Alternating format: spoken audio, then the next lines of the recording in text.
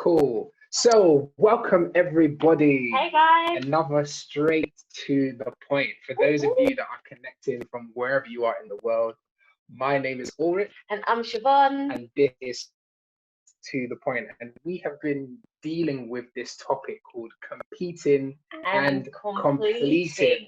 Now, we've been looking at various different things, how that affects, marriages, careers, siblings, worship leaders, pastors. Yeah. Listen, we've just been having an amazing time, and this is week number 7. Can you imagine, guys? Can you imagine? And we have got this amazing couple, David and Nicky. And for those of you who have been watching the show on Channel 4, I think it's finished now. Yeah. Britain's Best Parent. So they were on it, and we absolutely loved the show that they were on. And we just said to ourselves, look, we need to get them on the show so we can talk about this thing. Because it's been this topic of parenting and discipline has been such like a kind of hideaway topic, especially, with people of color. Because I think the way that where we're coming from in terms of our cultures, there's almost this kind of let's not tell everybody how we discipline. Be? Do you know what I mean?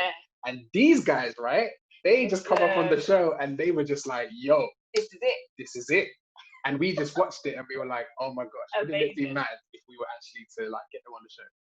Well, guys, we're so excited to have you on the show. Yes. So, and you said you've been married for 12 years. Congratulations, guys. So I'm just going to move straight into the first main question, which is, okay, so what made you choose to go on Britain's Best Parent? Yeah, how did that even happen, guys? Tell us the story. We want to know the backstory. We want to know who saw the advert, who heard about it, who convinced you, who said no, I'm not doing it. We want to know.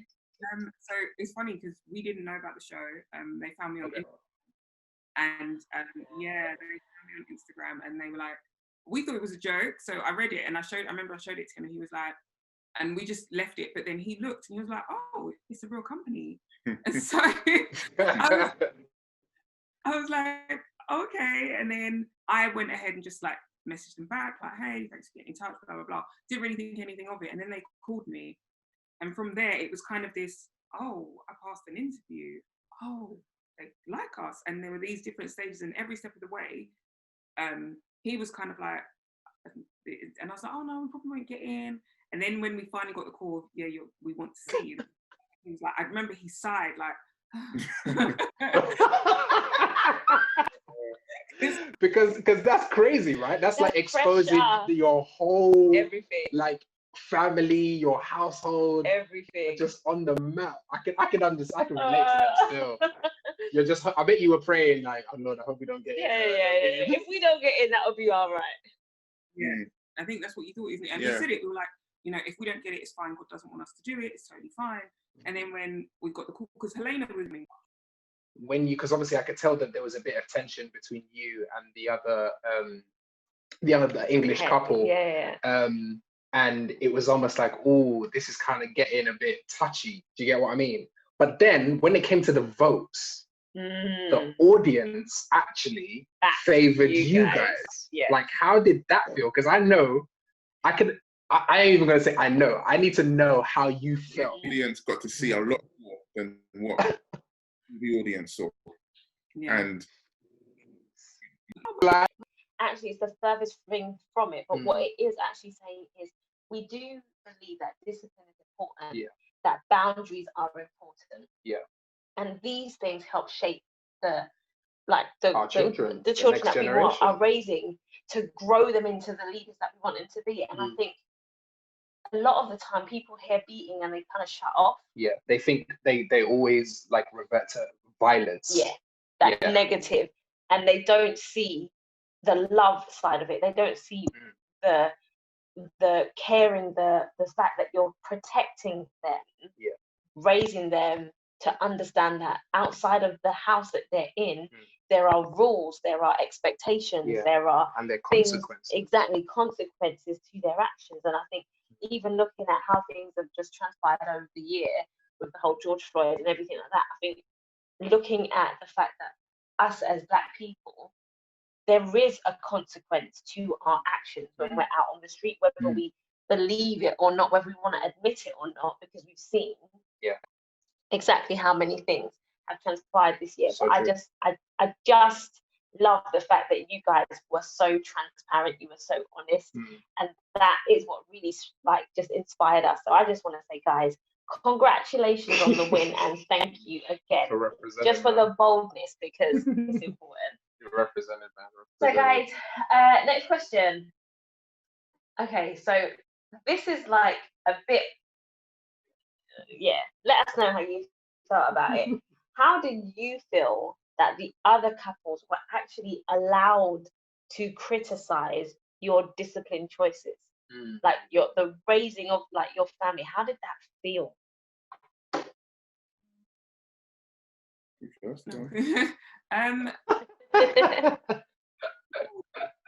You're prepared for it, so I felt like I felt like it was coming. We knew it was going to happen. We knew somewhere along the line there was going to be that opposing voice, so we were kind of prepared, and so we knew we're never going to be like, we're never going to get aggressive, we're never going to get annoyed, we're never going to, obviously thought that I did get annoyed, but I was never going to jump out of character because of or maybe the way you were talking to me, or how rude you were, or how ignorant someone made. But we were kind of prepared for it, especially knowing that it's quite controversial. When you do discipline, it's really like, oh. But and some of them were really nice. Like, I mean, they weren't all bad. I mean, they weren't bad. It's just questionable. But some of them, you had like Hannah, who was just lovely, and I still talk to. Oh, that's nice. Good. So, there were a couple of couples who were blatantly trying to draw us out and get a reaction up. Come on. We knew it was going to happen, and fortunately for them, they ended up showing their true colours. Again, clever editing. You didn't see everything on TV, but true colours were shown in couples. So I was good. I was fine, because this is going to happen. People are going to try. I think what I found interesting, despite us not agreeing with certain parenting styles, we still try to respect their styles and positive styles. Whereas a couple of the couples we were in with, they didn't. It was violent. It's like an abusive relationship. Oh, it's aggressive. Like, whoa, calm down, mate.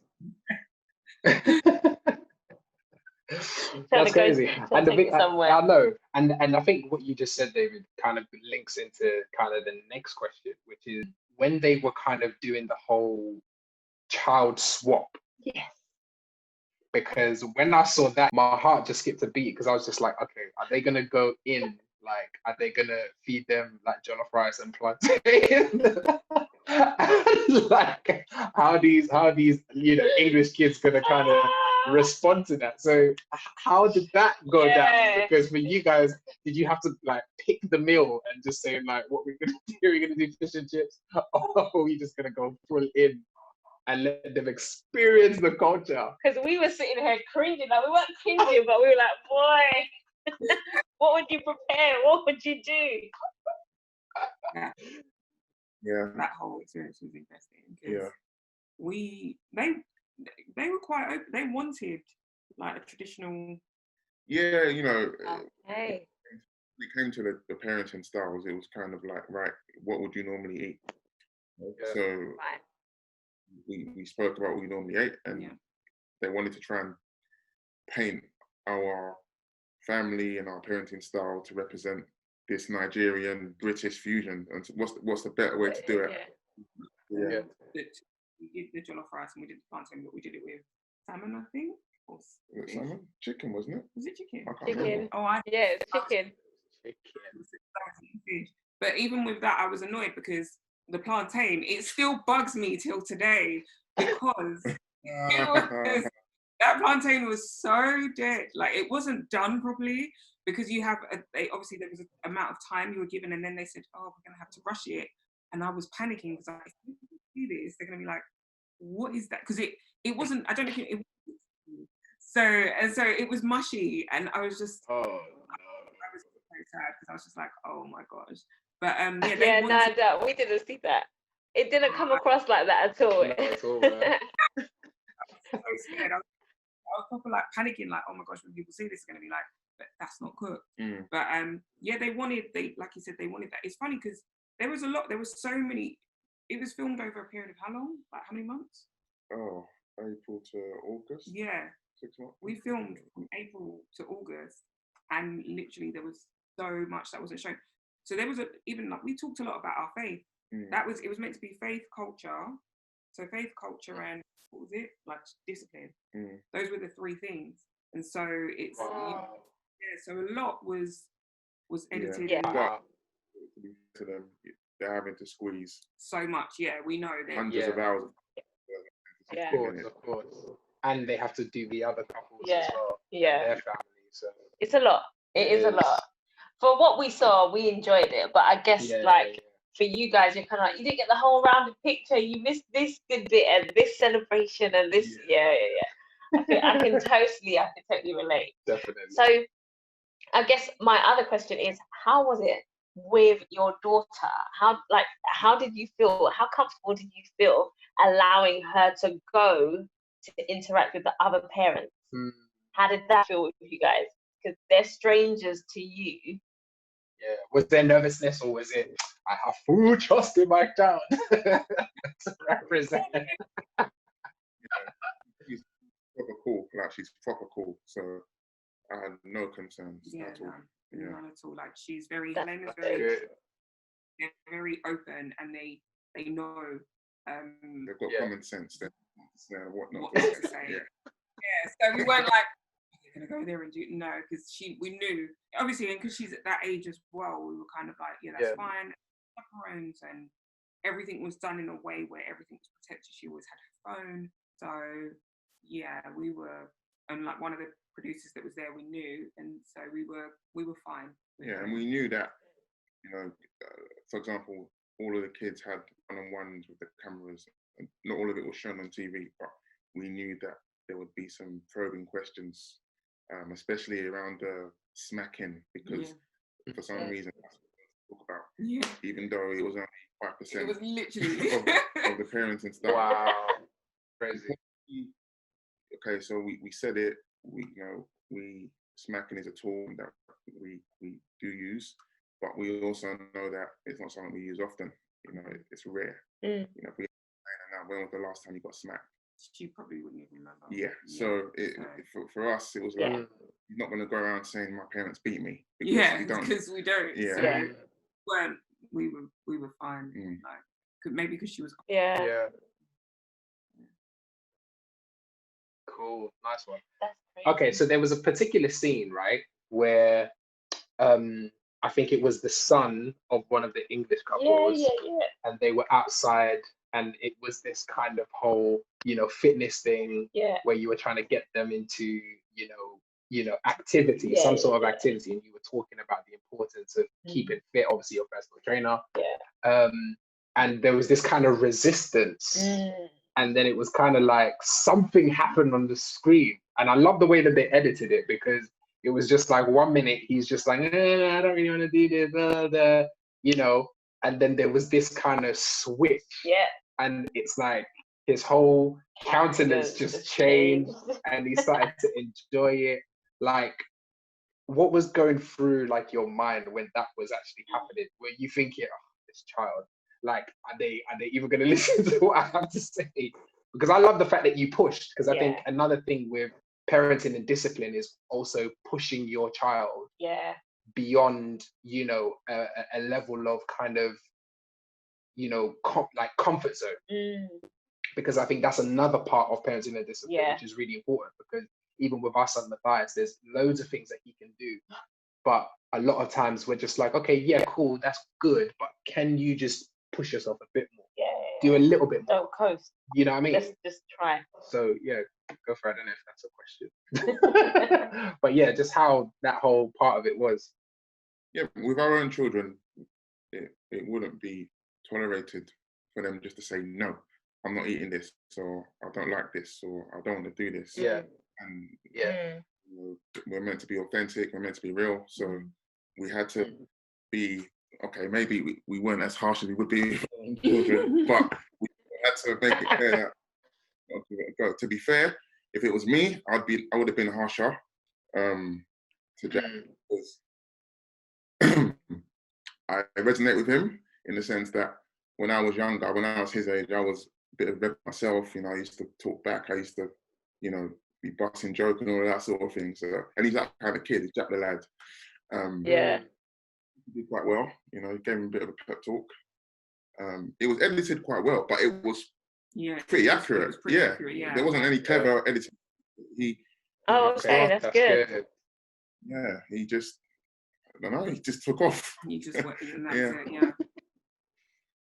I mean, that is pretty much what because we do get that, things like that do happen with our own kids. They don't want to, you know, they don't want to do something. Helena didn't want to do athletics for talk with her, and in terms of why you can't just stop something. Ezra doesn't always want to eat his, and there's some he gives in and says, "Oh, you don't have to." Yeah. Okay, so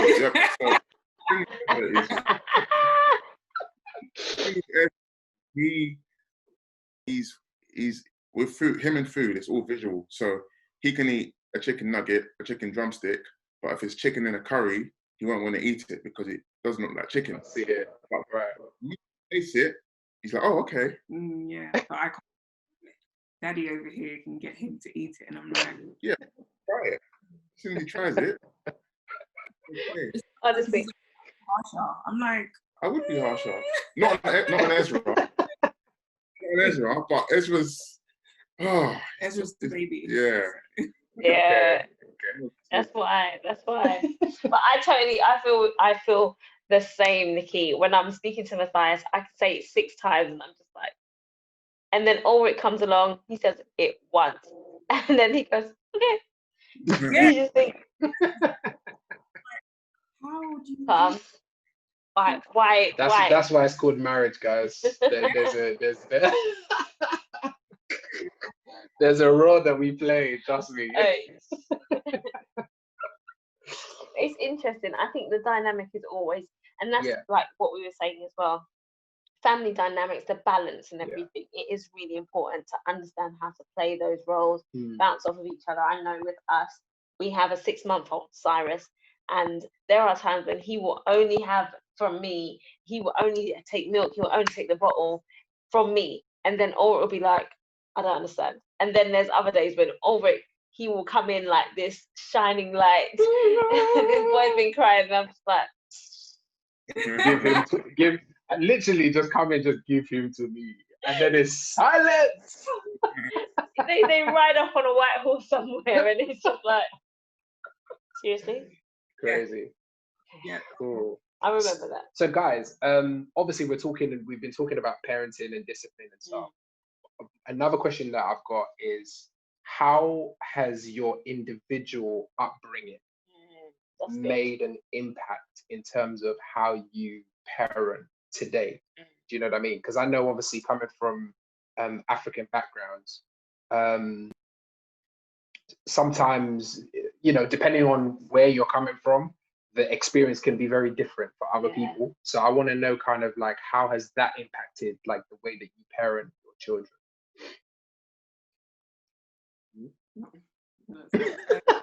I love the way you guys look at each other. We're both Nigerian, and that is a massive part in the, you know, in the way we've raised our children, because, you know, respect is a big thing. You know, what else? Obviously, I feel like the discipline aspect. However, that is then influenced by the fact that we were born and raised here, so the culture is completely different to what it would have been, you know, in Nigeria, which is what. So I think it's probably like the respect thing. Yeah, I think respect. I think from the discipline perspective, it's very different because, you know, going back to those couples, if they want to see violence, they need to see us growing up. That was violence. That was belts and all sorts, you know. Because we were born and raised here, you're able to discern what's right and what isn't, maybe. Yeah, so we've managed to kind of balance that out. And it's really funny because our parents, the way they treat our kids is very different to the way, in terms of different. Yeah. I always say it, like, my mum brought Helena breakfast in bed. Like, hey, wow. And like, my mum sweeps the floor herself. I, like, when Helena's there, if I walked past my mum sweeping and didn't take the problem. So because obviously that was the way everybody, hello, and we're like, what? And but again, it's here. I think it's that the fusion, like fusing the two. The best part. So we have to take the best of African culture and try to take that on our children, but also the best of British culture. And I think marry the two together and you've got a winner. I agree. I think that's beautiful. Yeah, definitely. Do you think though that the kind of shift in your parents is, I mean, I know we talked about the fact that we're now here, it's kind of had an effect on them, but do you think that some of it has got to do with maybe learning from maybe their mistakes and maybe being exposed to a different way of doing things? Because I know that one of the things we talked about when we did our Let's Talk segment was that sometimes you do things because you didn't really know any different, because that was your environment, that's all you knew, so you had to kind of just go with what everybody else was doing. But now obviously that they've come here, it's almost like there's well, maybe I didn't need to do this, or do you know what I'm saying? And so with the grandchildren, they have a second opportunity, if you like, to kind of rewrite some of those wrongs. And obviously they will never tell you, because they'll be like, you're my child, I'm not gonna, you know. No apology either as well. My mum, if I was to speak out of turn to my mum now, I think she'd still slap me, you know.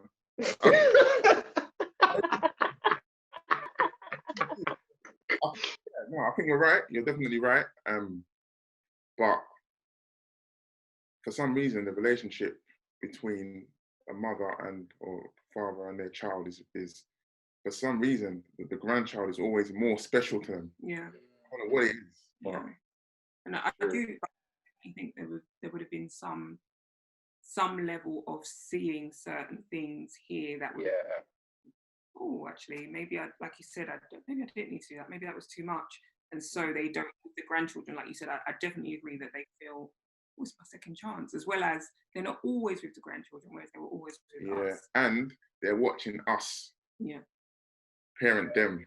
So then they're now able to see what we're doing. Yeah. You know, if they could see themselves, maybe it would have been different back then. Yeah. True. Very true. Actually. Very true.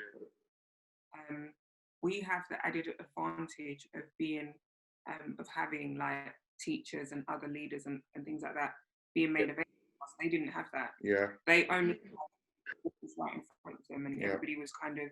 So I feel like we're so blessed in this generation. You know, guys talked about your faith on the show, but obviously they somehow edited that part out.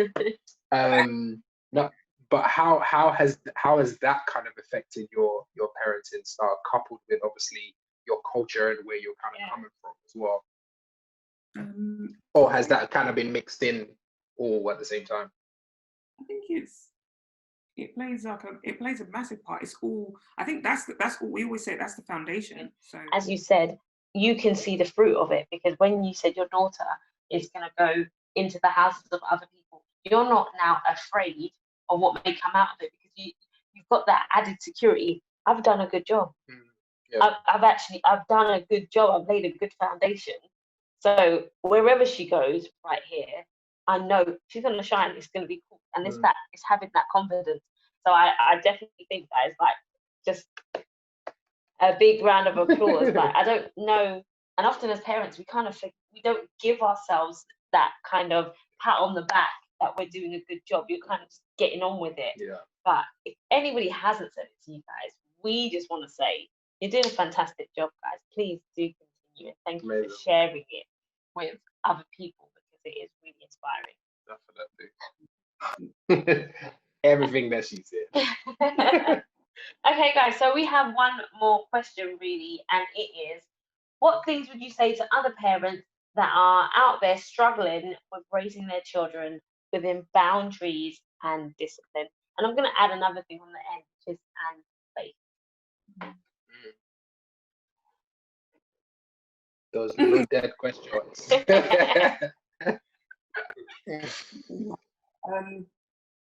So in terms of, I think the first thing I always say this though, and I think it's really important in terms in any aspect of parenting. I think we all have to first of all give ourselves grace and give ourselves margin, because there will be areas we're going to fail. We still, like, every day we are making errors, just being real as parents. Like, we do things, it's like, why did I do that? Like, you know, and so I think if you start off and you give yourself that grace and that margin for failure, at least you won't beat yourself up. You can you're quick to restore yourself back because of the covering of that grace.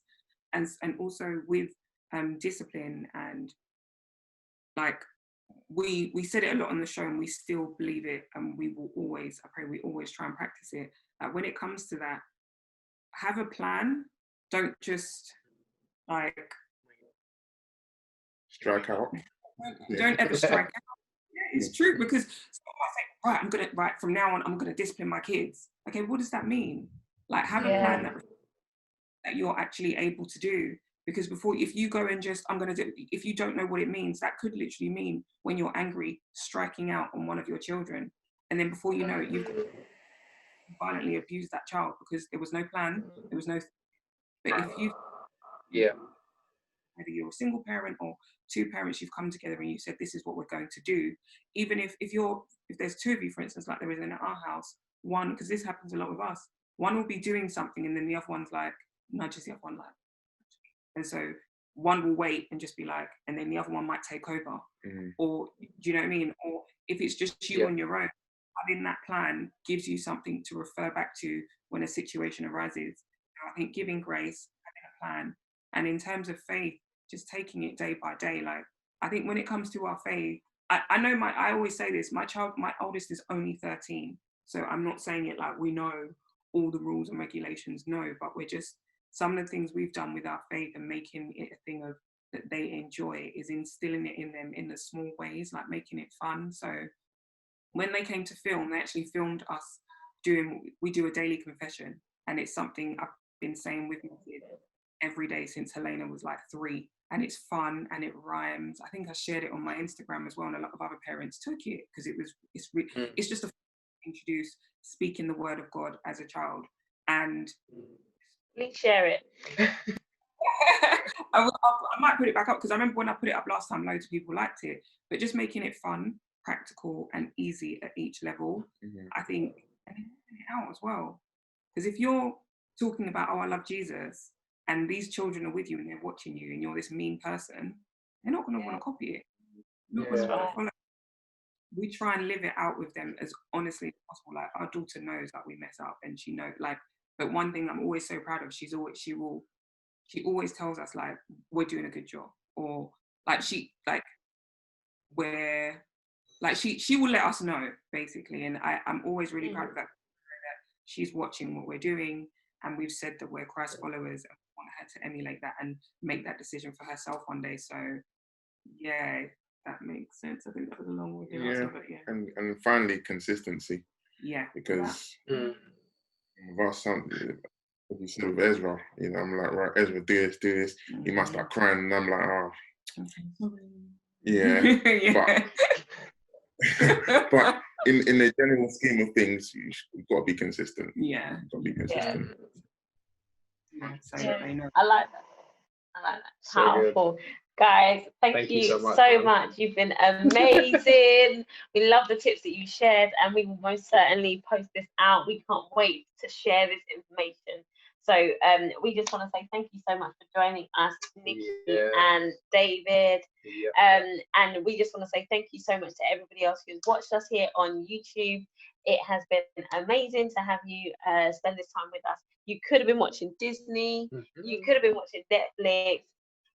You could have been watching Amazon Prime, but you spend the time with us, and we really appreciate it, guys.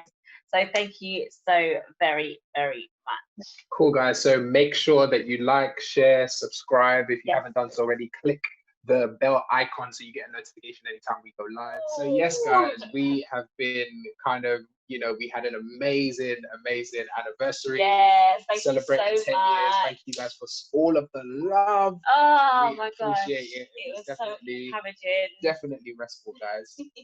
But yes, we're going to be talking about wedding planning. So we're still on this journey, guys, of how we got married, how we've been married, and all of the different things that we've learned along the way, things that, you know, God has kind of laid on our heart to share. So please keep it locked, guys. We're going to talk about wedding planning, how we planned our wedding. Listen.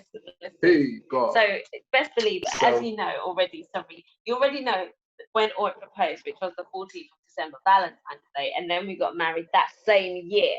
So for us to be able to achieve everything within 6 months, you know that there were some things that had to be laid out. So we are going to share with you guys exactly what took place. It's going to be so exciting. And then we need to share with you some of the juicy things that happened in between. But hey. We're just gonna leave it because I'm about to start going. I'll tell you. But guys, again, thank you guys so much for tuning in. My name is Ulrich. I'm Siobhan. And we will see you guys next week.